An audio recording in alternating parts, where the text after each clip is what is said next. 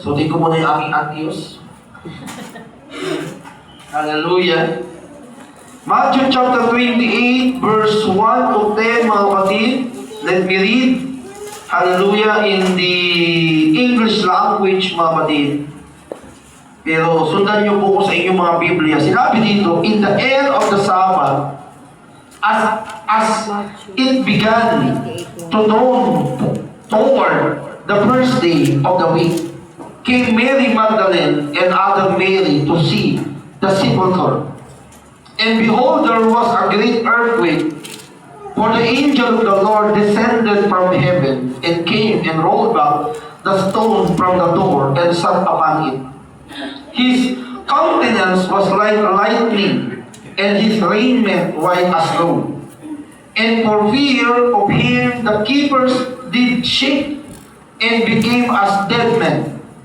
And the angel answered and said unto the women, Fear not ye, for I know that ye seek Jesus, which was crucified.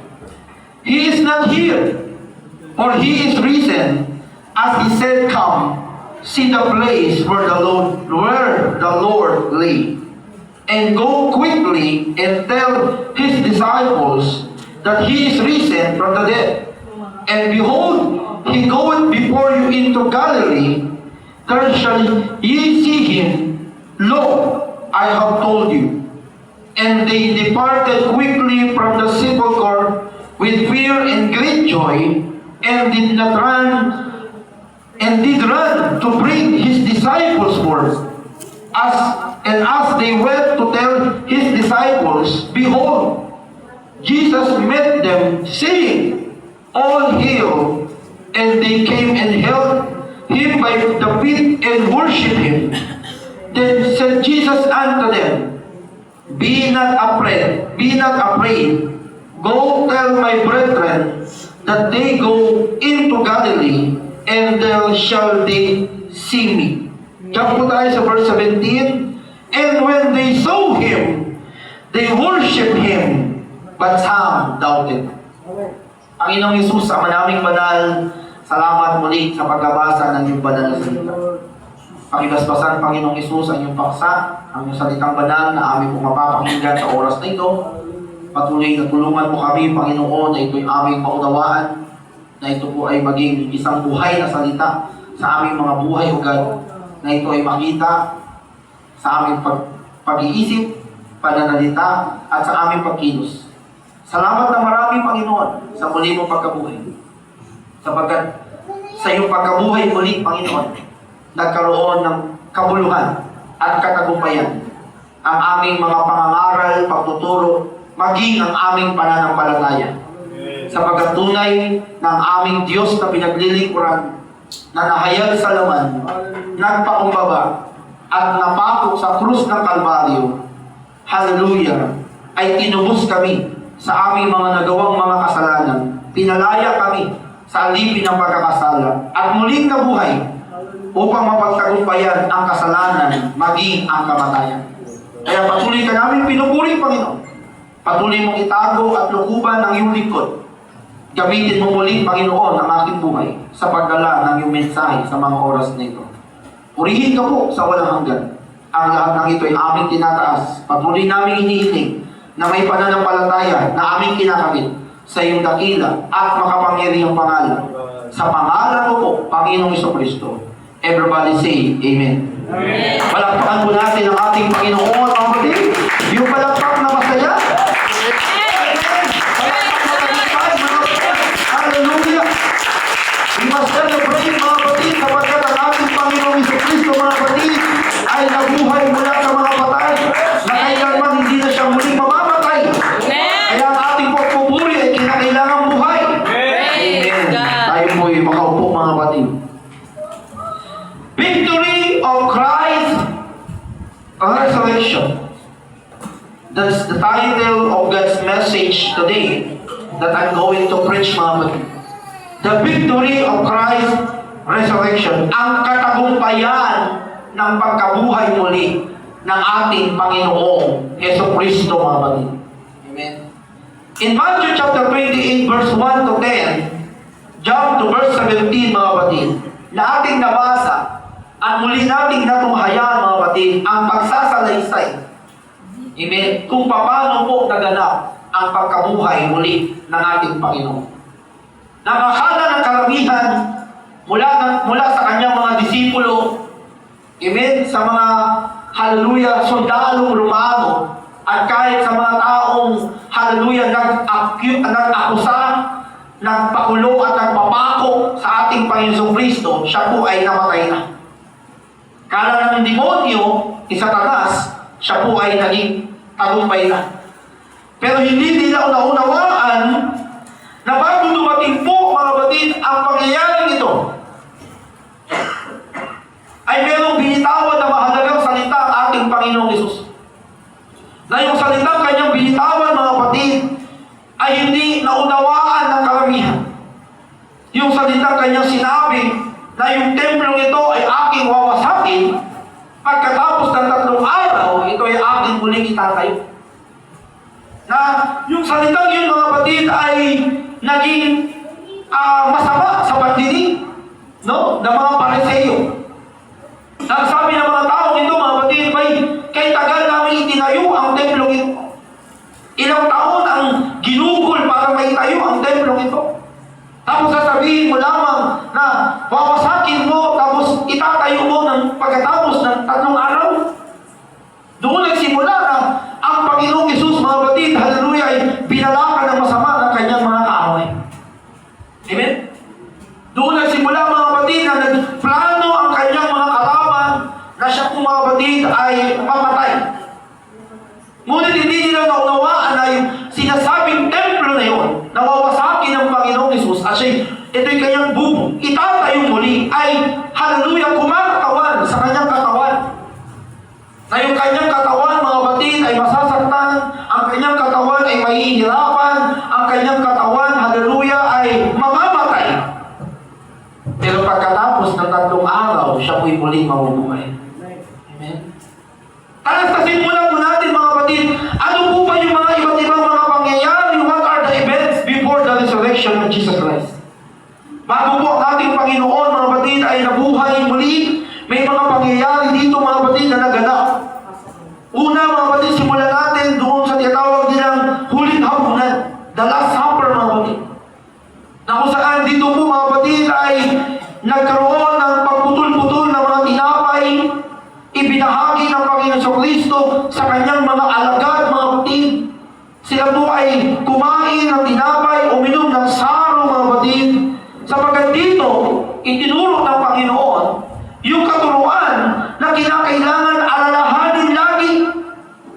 Sabi niya sa in the book of Corinthians, gawin niyo ito sa pag-alala sa akin. That's the reason why every time that we are having communion, hindi tayo nakakaroon ng communion, mga kapatid, for nothing. But we are doing a communion for us to remember the death, burial, and resurrection of Christ, the sacrifices of Jesus Christ, mga kapatid. And the lesson that He has teach, that we, as His servant, as His children, we must live by humility. Kinakailangan na tayo mo'y mabuhay na mayroong pagpapakumbaba, na katulad po ng ating Panginoon, na bagamat siya po'y Diyos, mga kapatid, amen?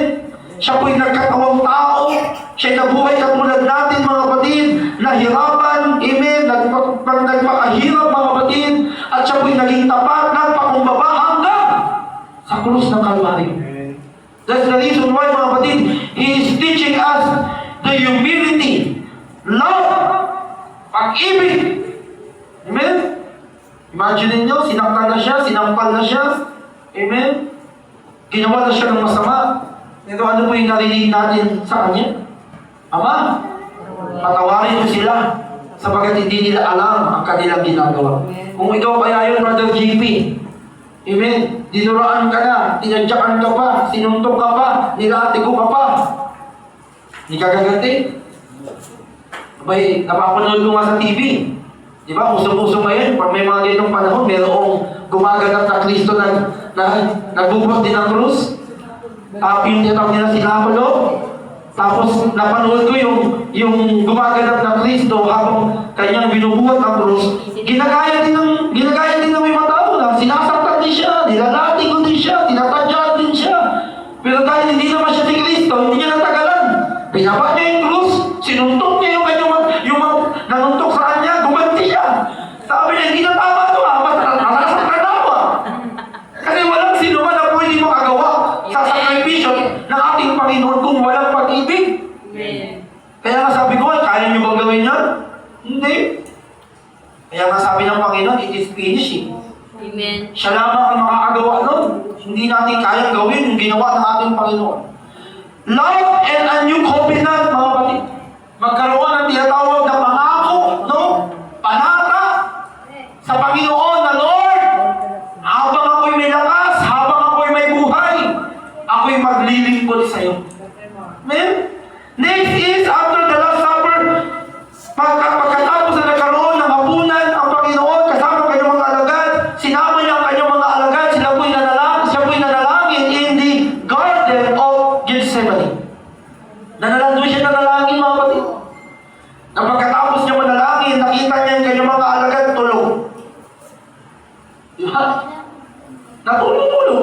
Sabi ng Panginoon, hindi nyo ba kayang magsakripisyo? Hindi nyo ba kayang manalangin na habang kasama nyo pa ako, hindi nyo magawa? Okay? Na kahit sa panahon natin ngayon, mga kapatid, di ba? Minsan natin ang katotohanan. Minsan nakakalimot tayong manalangin. Mas marami ang tulog kaysa sa panalangin. Pag naramdaman natin ang pagod, tulog. Pag naramdaman natin ang paghihina, tulog, pahinga. Pero hindi natin magawa. Kumusta yung ating panalangin? Nagagawa pa rin ba natin manalangin? Sa loob ng isang araw, ilang beses pa tayo nananalangin. Sabi ng Panginoon sa kanyang mga alagad, hindi nyo ba kaya magsakripisyo ng ilang minuto, ng ilang oras para manalangin? Amen? Siguro kung maririnig lamang natin ang tinig ng ating Panginoon, baka marami sa atin mapagsasabihan, hindi mo ba kaya magsakripisyo, hindi mo ba kaya manalangin, samantalang ilang pagpapala, 24 oras akong, kumbaga, nagbibigay sa iyo ng pagpapala, dinudugtungan ko ang buhay, hiningaw mo, pero hindi mo man lang magawa na magbigay ganti, mabuting ganti para sa akin. Amen. Diba? Sad to say, marami mga tao ngayon, mga kapatid, busy. Na kahit ang araw ng Panginoon, busy sila. Sad to say nga, tuwing ganitong araw lamang nila alalahanin yung sakripisyo na ginawa ng ating Panginoon. Pero ilang araw sa buong taon, mga kapatid, nakakalimutan nila. Hindi dapat isang beses lamang sa isang taon inaalala ang sakripisyo ng ating Panginoon. Dapat araw-araw natin alalahanin yan. Sapagkat kung maaalala natin araw-araw yung sakripisyo na ginawa ng ating Panginoon, sigurado, surely, malalayo tayo sa anumang mga gawa na kaaway. Kasi magkakaroon tayo ng konsensya sa ating sarili. Magagawa ka ng kasalanan, maiisip mo ang Panginoon Kristo namatay dahil sa aking kasalanan. Pag magiging matigas ang ulo mo, ang Panginoon Kristo namatay dahil sa aking kasalanan. Pagiging manghihina, ang Panginoong Kristo namatay dahil sa aking kasalanan. Diba? Kaya araw-araw dapat natin alalahanin.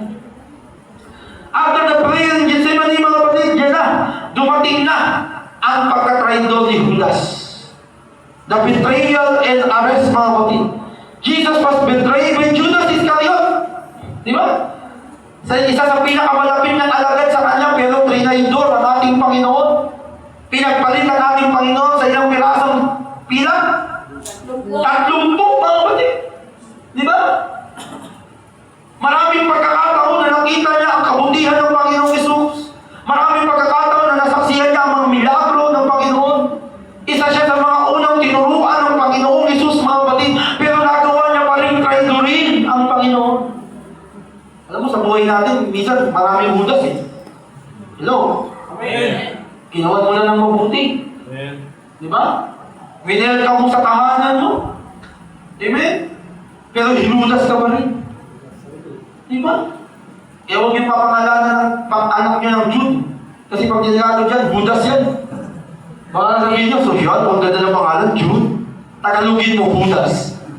Di ba? Ganun si Judas, mga kapatid. Kasama niya na ang pinakadakilang guro. Amen. pinakadakilang mga ngaral, ang nag-iisang Diyos. Walang iba kundi ang Panginoon Kristo, pero naghudas pa rin. Di ba? Dahil sa simbahan, mga kapatid, hallelujah, minsan, nagagawa ng ibang mga kapatiran na magtampo sa pastor, lumayo sa pastor, umalis sa pastor. Natural talaga yun. Bakit? Si Judas ka, kasama na si Cristo, nagawa niya pang pagtraidor eh. How much more pa kaya tao, mga kapatid? Next! Ito na, mga kapatid, yung crucifixion, mga kapatid, yung pagpapako sa krus. Imagine niyo, mga kapatid, hinarap ang Panginoon sa tinatawag na pinuno na kung tawagin ay si Poncio Pilato. Amen? He was accused falsely accused, mga kapatid. Na kahit si Poncio Pilato, sinabi niya, wala naman ako nakikita kasalanan ng tao ito. Bakit niyo ipapakulong? Bakit niyo paparusahan? Anong kasalanan nito? Sabi ng mga tao, natupang mali siyang Diyos.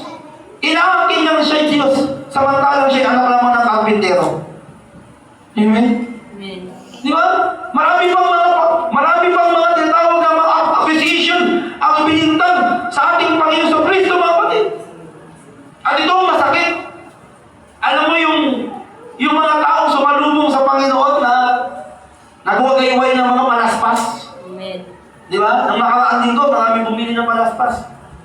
Saan nila nilalagay ang palaspas? Pintuan. Sa pintuan. Pero kung bibili ka ng ating pag-uusapan, hindi sa pintuan nilagay ang palaspas. Sa sahig. So dapat lagay mo sa sahig. Palaspas.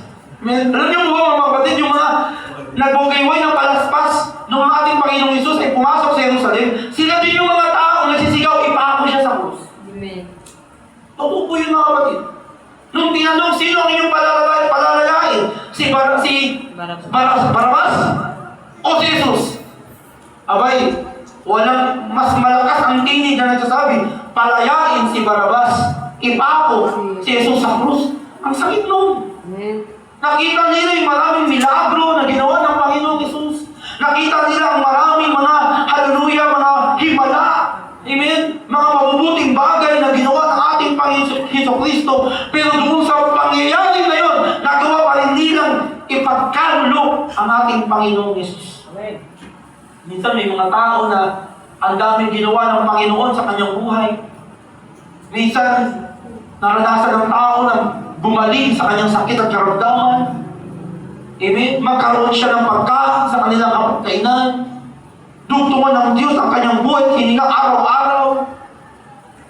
Pero nagagawa pa rin ipagpalit ng tao ang ating Panginoon. Nagagawa pa rin piliin ng tao yung mga bagay na temporal at hindi mahalaga kaysa paglingkuran ang ating Panginoong Jesucristo. Napaka-unfair, mga kapatid. Di ba? Ang daming ginawa ng Panginoon na mabuti. Pero bakit hindi magawang suklian ng lahat ng tao sa mundo ang kabutihan ng Diyos sa kanyang buhay? Makaranas lamang ng problema, hindi na magsisimba. Makaranas lamang ng pagsubok, nanlalamig ako, pastor. Sobrang panlalamig ko. Hindi mo malaman kung dahil pa sa electric fan kaya nanlalamig. O sa pamaypay, o sa aircon. May mga taong ganun na kung tutuusin, mga kapatid. Kaya nga sabi dito sa mensahe, mga kapatid, let us continue to remember the death, burial, and resurrection of Christ. Amen? Hindi pa na kontento, mga kapatid. Binugbog ang Panginoon, nilati ko ang Panginoon. Alam niyo po ba yung naranasan ng paghihirap ng Panginoon sa Kristo? Merong ginamit sa Panginoon sa Kristo, mga kapatid, yung lati ko, mga kapatid, na kapag bumaon sa katawan, kaya nitong hugutin pati ang laman. Amen. Totoo po yun? At hindi lang po isang beses na nilati ko ng ganun. Ang ating Panginoon, paulit-ulit siya na nilati ko. Pinahirapan, mga kapatid. Pero purihin ang Panginoon. Never niyang sinabi, ayoko na, tama na. Amen. Tinanggap niya lahat ng kahihiyan, tinanggap niya lahat ng sakit, tinanggap niya lahat ng mga paghihirap na yun, mga kapatid. Why? Because God is love. Amen. Ang Panginoon ay pag-ibig. Pinagbuhat siya ng krus, mga kapatid. Na kahit hirap na siya, pagod na siya, hilang-hila na siya, mga kapatid. Never niyang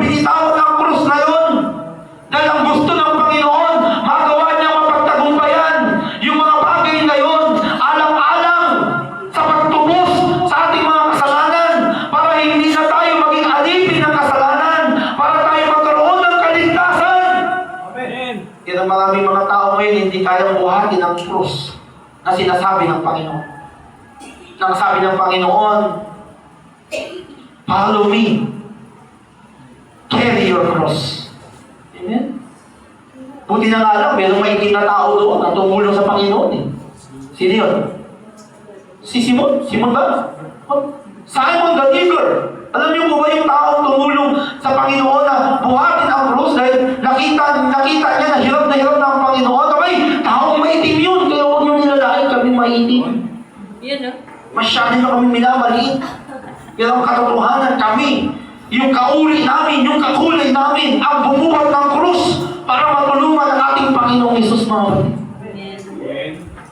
Pagdating pa doon sa Golgotha, mga kapatid, sa bundok ng mga bungo, mga kapatid, hindi pa nakontento ang mga sundalo. Hinubaran siya, mga kapatid. Amen. Amen. Pinako siya. Na habang siya'y tinataas, mga kapatid, sabi ng Panginoon, Ama, patawarin mo sila. Sapagat hindi nila inaalam ang kanilang ginagawa. Pinagtatawanan siya ng marami, mga kapatid. Ito pa mga sundalo, mga kapatid. Hallelujah. Nagsugal pa. Para lamang kung kanino mapunta yung damit ng ating Panginoon. Alam niyo ba, kung ating pong pag-aaralan ng history, mga kapatid, ang nakikita natin sa TV, siya'y nakapako na nakabahag. Di ba po nakikita niyo? Pero alam niyo po mga kapatid, kung pag-aaralan natin ang Roman history, mga kapatid, ang krus, ang pagpapako sa krus, ang itinuturing ng pinakamabigat na parusa. Sapagat hindi ka lamang mamamatay sa pisikal, mamamatay ka rin sa hiya. Sapagat ipinapako ka doon, wala kang sablot sa katawan. Imagine niyo yung kahiya na inabot ng Panginoon. Amen? Pero tinanggap yun ng ating Panginoon. Kasi bakit? Mahal tayo ng Diyos. Mahal tayo ng ating Panginoon sa Kristo. Kung tayo kaya nandun sa kalagayan na yun, magagawa pa kaya natin tiisin?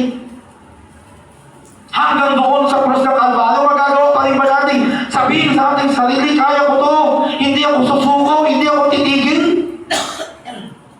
Hindi natin masasabi, mga kapatid. Pero salamat sa Panginoon, sapagkat sa kanyang kamatayan, hanggang sa inilibing, mga kapatid, pinakita ng ating Panginoon sa Kristo yung kanyang walang hanggang pag-ibig sa sangkatauhan, mga kapatid. At salamat sa Panginoon, sapagkat hindi siya nanatiling patay sa libingan. Tinupad ng ating Panginoon, hallelujah, yung kanyang pangako na sa patapos ang 3 araw, siya'y mabubuhay muli. And this is the greatest victory in the history of mankind, mga kapatid. Ito yung pinakadakilang tagumpay na naisulat maging sa kasaysayan, mga kapatid, na nagawang tagumpayan ng ating Panginoong Yesus. Hindi lamang ang kasalanan, maging ang kamatayan, mga kapatid. Kaya purihin ang Panginoon, sapagkat kung wala po yung sakripisyo na ginawa ng ating Panginoon, sasabihin ko sa inyo, kahit anong pag-iyak mo para patawarin ka sa kasalanan mo, kahit ano pang pagluhod mo para mapatawad ang kasalanan mo, lumakad ka man na nakaluhod patungo sa simbahan mo sa altar, kapatid, sad to say, kung wala po ang sakripisyo na ginawa ng ating Panginoon sa Kristo, ang katotohanan, wala pa rin kapatawaran sa ating mga kasalanan. He has paid the price for our redemption and salvation, mga kapatid. Kaya nga isang napakalaking pagpapakita ng kapangyarihan at pagtupad sa pangako ng kaligtasan, yung muling pagkabuhay ng ating Panginoon. Kaya nga nung dumalaw, mga kapatid, sila Maria, si Salome, mga kapatid, nung magdadala sila ng bulaklak at pabango sa libingan ng ating Panginoon sa Kristo, nagtaka sila, uy, bakit ako bukas ang libingan ng Panginoong Jesus? Tumakbo sila doon, mga kapatid. At wala silang nakitang katawan ng Panginoon. Nagulumihanan sila, nag-alala sila, natakot sila, sapagkat pinatayin nyo na, ninakaw nyo pa. Pero merong nagpakitang anghel sa kanila. At sinabi ng anghel, sino hinahanap ninyo? Si Jesus ba yung napako sa krus? Wala na siya dito. Siya'y nabuhay ng muli. Ipapalitan niyo sa lahat ng mga disipulo ng ating Panginoon na siya po'y nabuhay muli. Kaya sila Maria, tumakbo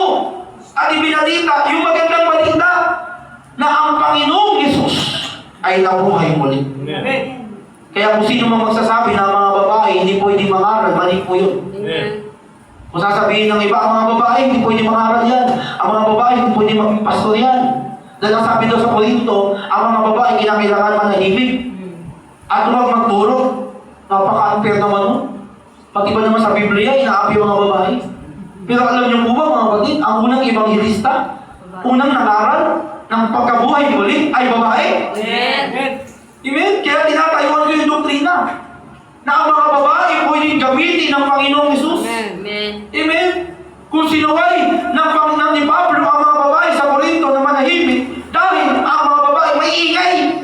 Habang nagtuturo si Pablo, itong mga babae na ito, daldalan ng daldalan, kung ano-ano ginagawa, wala sa focus habang nagtuturo si Pablo. Kaya sabi ni Pablo, kayong mga babae manahimik.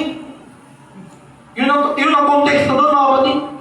Pero hindi ibig sabihin na ang babae hindi na pwede mangaral. Amen. Dahil sa Biblia, may mga babaeng ginamit ng Diyos. Amen. Ginamit niya si Deborah.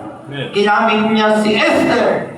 Ginamit niya si Ana bilang propeta. Na kahit si Pablo, may mga kasamang babae, mga ngaral, nandiyan si Priscilla. Amen? And the conclusion is, sa Galatia, mga kapatid, sinasabi doon na walang Griego, walang Hudyo, walang Malaya, walang alipin, walang babae, walang lalaki. Lahat tayo ay iisa sa Panginoon. Amen. Amen? Kaya kayo mga babae, huwag kayong matakot, tumayo sa pulpito. Amen. Huwag kayong matakot mangaral. Pag mayroong magsasabi sa inyo, kayong mga babae, manahimik kayo. Sasabi ni Pablo, manahimik kayo. Hindi. Eh di sana kung manahimik, pagpasok niyo pala sa pintuan ng simbahan, huwag na kayong magsalita. O di ba? Manahimik eh. Huwag kayong magsalita. Huwag kayong pumalakpak. O kasi manahimik. Amen. Eh minsan, mas malakas ang boses ng babae. Amen. Di ba? Mas energetic pa yung babae. O di ibig sabihin, mali na tayo dun. No. Ang unang manangaral ng muling pagkabuhay ay walang iba kundi ang mga babae. Kaya tayo mga batid, purihin ng Panginoon. Sapagkat binigyan tayo ng Panginoong Hesus ng kapangyarihan ng isang patutuo na tunay po na ang Panginoon iniibig tayo. Amen. Mahal tayo ng ating Panginoong Diyos. Dahil kung hindi tayo mahal ng ating Panginoon, kapatid, hahayaan na lamang ng Panginoong Diyos na ang mga tao manatiling alipin ng kasalanan. Amen. Na sa kanyang pagbabalik, walang tao maliligtas. Lahat tayo mapupunta ng impyerno. Pero hindi po yun, hindi ganon ang pag-ibig ng Panginoon. Nung nakita ng Panginoong Diyos, hallelujah, na ang tao po ay pasama na ng pasama. Ang tao po mga kapatid, lumalala ang kasalanan. Hindi po ang Panginoon nanatili sa kanyang trono. Hallelujah, in the book of 1 Timothy said, without controversy, God manifested in the flesh. Ginawa ng Diyos na mahayag siya sa laman, mga kapatid. Na yung kapahayagan sa laman na ito ay walang iba kundi ang ating Panginoon sa Kristo. Na ang ating Panginoon sa Kristo ipinanganak sa sabsaban, pinanganak, hallelujah, sa mahirap na magulang, naranasan ng kahirapan, naranasan ng kasalatan, lahat ng mga pagsubok dinanas ng ating Panginoong Hesus mula na siya nabuhay sa lupa, mga kapatid, pero hindi siya nagreklamo. Hindi niya sinabi sa sarili niya, teka Diyos ako bakit ako nabubuhay ng ganito? Na kahit nung panahon na siya dinakip, pwede siyang tumakas. Na kahit nung siya nilalati ko na, pwede siyang gumante. Nung siya pinako sa krus, nung sinabi ng mga Pariseo, hindi ba ikaw ang anak ng Diyos? Bumaba ka dyan sa krus, iligtas mo ang iyong sarili. Hindi niya ginawa yun. Why? Kung ginawa yun ng ating Panginoon, kapatid, wala tayong kaligtasan. Pero salamat sa Panginoon, sapagkat lahat ng mga bagay na yun, kanyang tiniis, alang-alang sa ating kaligtasan. Because of the resurrection of Christ, mga kapatid, nagkaroon po nagkaroon ng kabuluhan ang ating pananampalataya at ang ating pananalig. 1 Corinthians chapter 15, verse 14. Sa kanyang pagkabuhay muli ng ating Panginoon Kristo, nagkaroon ng kabuluhan ang ating pananampalataya at maging ating pananalig. Sa tuwing linggo, mga kapatid, ang inaalala natin ito eh. Amen? Ito yung ating pinangawakan na dakilang tagumpay. Kung bakit tayo patuloy na sumasamba sa Diyos sapagkat ang Panginoong Hesus ay buhay. Amen. Amen.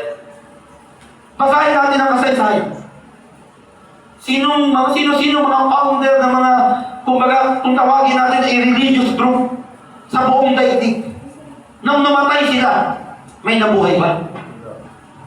Yung founder ng Buddhism, sino? Siddhartha Gautama. Si Gautama Buddha. Na inuturing ng iba, ng karaming Diyos. Banal. Pero nung namatay si Buddha, nabuhay ba si Buddha? Hindi siya nabuhay muli. Magkaiba ng Buddha sa India sa China. Sa India, ang Buddha, katamtaman ng katawan. Pupunta ka ng China, si Buddha matabang. O di ba? Magkaiba. Di ba? Nung namatay si Zoroaster, yung founder ng Zoroastrianism, mga batid, nung siya'y namatay, nabuhay ba? Hindi. Nung namatay si Guru Nanak, founder ng Sikhism, nung namatay ba, nabuhay mo muli? Hindi. Na maging si Muhammad nung namatay, nabuhay mo muli? Hanggang eh. Patay, mga batid.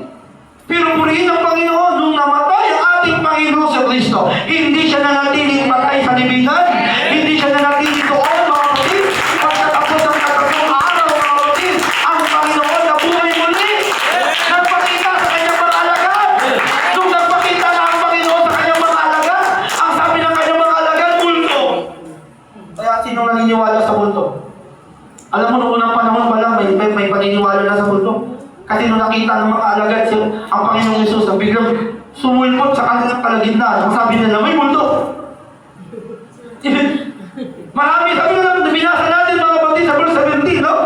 And when they saw Him, they worship Him. Marami mo, nung nakita ang Panginoon na buhay, marami sa kanyang mga alagad muli siyang sinamba. Niluwalhati siya. Pero may kasunod yun. Sabi doon, no? Ano sabi doon mga kapatid? But some doubted. Sino yung nagduda? Sino yung nagduda mga kapatid? Ha? Nagduda una si Pedro. Dahil nung binalita nila Maria Magdalena na si Jesus ay muling nabuhay, si Pedro kumalipas ang takbo. Hindi siya naniwala. Ang pinasasabi ng mga babae na ito, alam natin, patay na si Jesus eh. Anong sinasabi mo muli nabuhay? Takbo si Pedro. Alam mo itong mga tao na ito, talagang kung aking pagbakaralan ng Biblia, nasa kondisyon. Kasi bakit? Sabi ng Biblia, tumakbo eh. Imagine mo tumakbo, ibig sabihin nasa kondisyon, kahit sila Maria Magdalena. No? Ako kaya tumakbo. Ako yung halang pa lang, higa na. Wala sa kondisyon eh. Tumakbo si Pedro mga kapatid. Kasi bakit hindi siya naniniwala sa sinasabi ng mga babae na nabuhay ang Panginoong Yesus. Siya mismo gusto niya makita. At nung nakita niya mga kapatid, wala talaga sa libingan. Nagtaka na siya, nasa ng Panginoon. Pero maging yung anghel na nagpakita sa kanila Maria, yung din na nagsabi kay Pedro, ang Jesus na nalibing, ang Jesus na namatay ay muling nabuhay. Nagkaroon ng kagalakan si Pedro. Pero mayroon pang isa. Ito mas matindi. Si Tomas. Maraming Tomas ngayon sa panahon ngayon. Oo. Yung mga mananampalataya na condemned to sin is to believe, mga Tomas yan. Sabi ni Tomas, maniniwala lamang ako kapag itong daliri ko, may pasok ko sa butas ng kanyang kamay at mahawakan ko yung kanyang mga sugat. Di ba? Alam mo, sa panahon natin ngayon, may mga Tomas. May Tomas, may Tomasa. O, pag lalaki, Tomas, pag may Tomasa. Di ba? Di ba? May mga ganyan eh. Na, kumbaga maniniwala kapag nakita, maniniwala kapag nahawakan, pero hindi pa masapat. Hallelujah, yung mga mensahe ng Panginoon bago tayo maniwala. Amen. Tapat ang Diyos na nangako sa atin. Kaya nung sinabi ng Panginoon, Tomas, halika. Dali. Halika dito. Ipasok mo yung daliri mo sa aking palad. Hawakan mo yung aking mga sugat. Nung ginawa ni Tomas yun, mga kapatid, doon niya napatunayan na talagang nabuhay muli ang kanyang guro, ang kanyang rabay, ang kanyang master. Kaya nung kanyang nahawakan ang sugat ng Panginoong Yesus, kanyang naipasok ang kanyang daliri sa butas ng kamay ng ating Panginoong Yesus, wala siyang ibang sinambit, my Lord and my God. Panginoon at Diyos ko. Ganun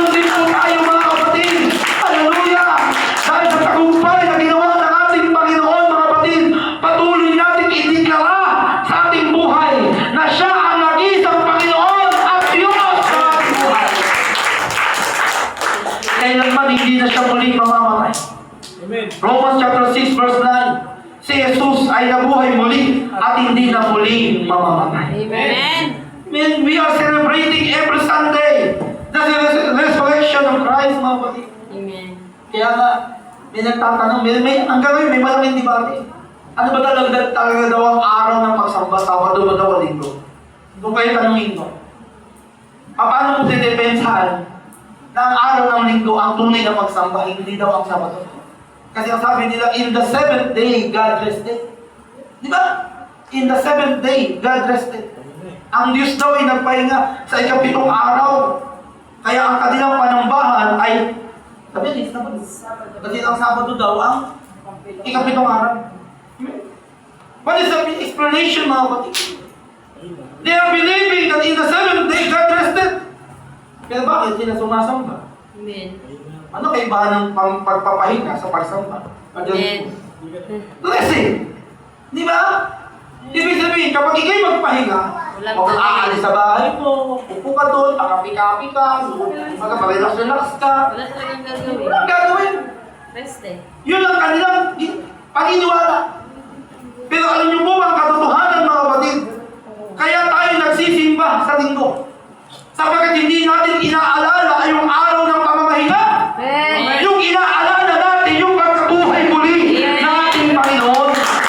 Hindi yung pamamahinga ang dahilan kung bakit tayo natatamba. Yung pagkabuhay muli na kung ating babasahin ang Biblia, mga kapatid, malinaw ang sinasabi dito, in the first day. Ano ba yung unang araw? Diba? Kung ang ipitong araw ay Sabado, ano yung unang araw? So mali tayo? Tama tayo. Amen. Bukod sa inaalala natin, mga kapatid, ay ang pagkabuhay muli ng ating Panginoon. Hindi po yung araw ng pamamahinga. This is our focus. Amen. Hindi hanggang ngayon, hindi pamamahinga ang ating inaalala kung hindi pagkabuhay muli ng ating Panginoon. At ang sabi ng Biblia, Gawa chapter 2, verse 46, araw-araw na sila nasa templo, araw-araw na sila nagpuputol ng mga tinapay. Ibig sabihin, mga kapatid, hindi lamang po limitado sa isang araw ang pagsamba. Pwede ka sumamba ng Lunes, pwede ka sumamba ng Martes, pwede ka sumamba ng Miyerkules, ng Huwebes, ng Biyernes, at Linggo, sapagkat ang bagong tipan sa Biblia, sa pagkabuhay muli ng ating Panginoon, hindi nakalimita sa isang araw ang pagsamba. Ang sabi sa Gawa, araw-araw. Amen. Huwag nilang kukwestiyonin, kahit Wednesday, meron tayong simba. Amen. Sinusunod lamang natin yung sinasabi ng Biblia. Amen. Ibig ba sabihin, isang araw walang Kristiyano? Kaya nga marami mga Kristiyano ngayon, isang araw lang kasi Kristiyano lang sila pag-araw ng pagsamba, pagkatapos ng samba, ayan na naman, balik na naman sa liputan. Di ba? So, si Jesus ay nabuhay muli at kailanman po hindi na mamamatay. Amen. Yan ang dakilang balita, mga kapatid, na ating pinangahawakan ngayon, mga kapatid. One of the greatest message of the resurrection of Christ, mga kapatid, na yung Diyos, yung Panginoong Jesucristo, na ating pong sinasamba, yung ating sinasampalatayanan, yung ating dinadakila, yung ating pinupuri, yung ating sinusunod, ay nabuhay muli at purihin ang Panginoon sapagkat kailanman hindi na siya mamamatay. Yan ang ating pinagmamalaki. Yung aming Diyos buhay. Kaya kapag sumamba tayo buhay, hindi tayo pumapalakpak na parang merong isang sakong bigas sa kanan, merong sakong bigas sa kaliwa, na kapag pumalakpak ka, hindi magkatamaan ang kaliwang kanan, parang negative, positive, hindi talaga magkatamaan. Amen? Yung iba tumatalo na, yung iba tuwan-tuwa na, samantalang ikaw, ano nangyayari? Bakit sila tumatalong? Halakay? Diba? Kaya daw, nung dati, ang sabi sa atin, maingay daw tayo eh. Mabalik. Kaya ang sabi ko nga sa kanila, hindi kami maingay. Linawin natin yung salitang maingay. Maingay ba yung nagpupuri sa Panginoon? Hindi ito ingay. Amen. Yung ingay masakit sa tinga. Amen. Masakit sa tinga ng mga demonyo. At ang mga taong may demonyo sa kanilang buhay. Amen. Pero yung ginagawa natin, mga kapatid, ito'y pagpupuri sa Diyos na buhay. Di ba kung sabihin tayo maingay ng mga tao, huwag lamang tayo sabihin ng Diyos mga tuod. Amen. Dahil ang sabi ng Panginoong Jesus, hallelujah, sabi ng mga Pariseo, Jesus, patahimikin mo yung mga alagad mo, ang iingay. Anong sabi ng Panginoong Hesus? Kapag ang mga tao hindi magpupuri sa Diyos, ang mga bato ang magpupuri sa Diyos. Isang malaking kahihiyan na tayong mga tao, binigyan ng bibig, binigyan ng dila, binigyan ng tinig, binigyan ng kamay. Kung makakapagpuri sa Panginoon tapos hindi tayo magpupuri, baka magulat na lamang tayo, itong bato na ito, pumapalakpak, itong bato na ito, sumisigaw, itong mga bato na ito nagpupuri. Malaking kahihiyan yun. Because we are created according to the image of God. Amen. Because God was resurrected. Kaya dapat lamang tayong magpuri na may kagalakan. Hindi na kumbaga mga bagay na sinasabi ng ibang tao. Amen? Sapagkat yung ating pagpapahayag, sabi ng Romans chapter 10 verse 9, sa ating pagpapahayag at pananampalataya na si Jesus ay nabuhay muli, tayo ay maliligtas. Yung paraan ng ating pagpupuri, ito yung paraan ng ating pagpapahayag sa kanyang pagkabuhay muli. At ang pangako ng ating Panginoon, purihin ng Diyos, tayo po ay maliligtas. Hallelujah!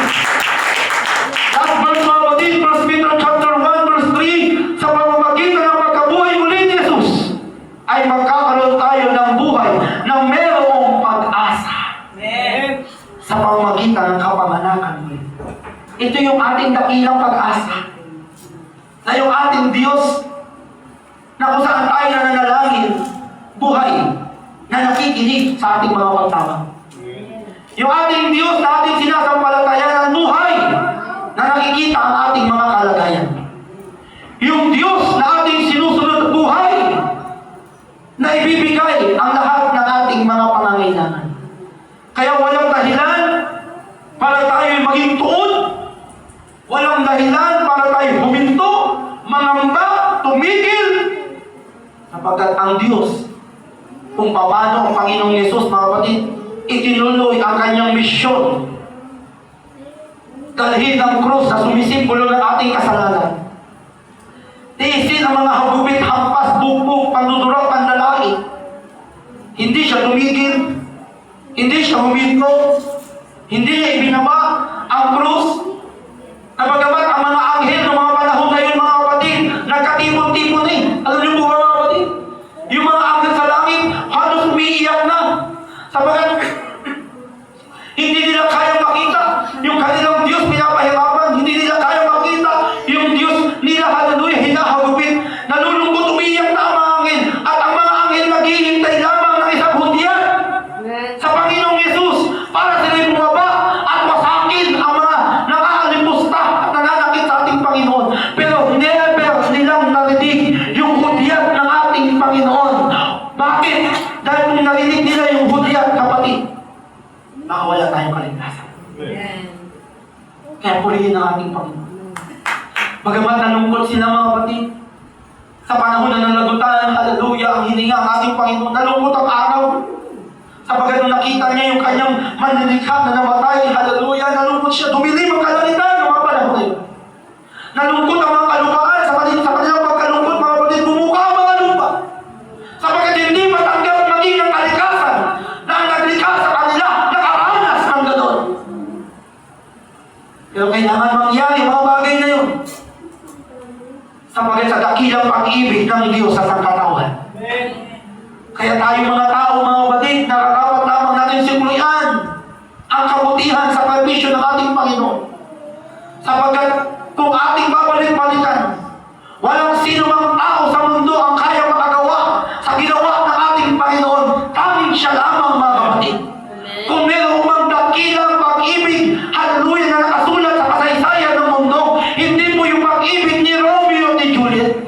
Hindi po yung pag-ibig ni Jerusalem, Ibarra at ni Maria. O sino mang mga karakter, hallelujah, na nasulat sa kasaysayan, sa mga libro, mga kapatid.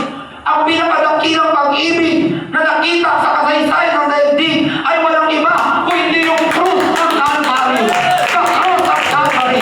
That's the greatest love that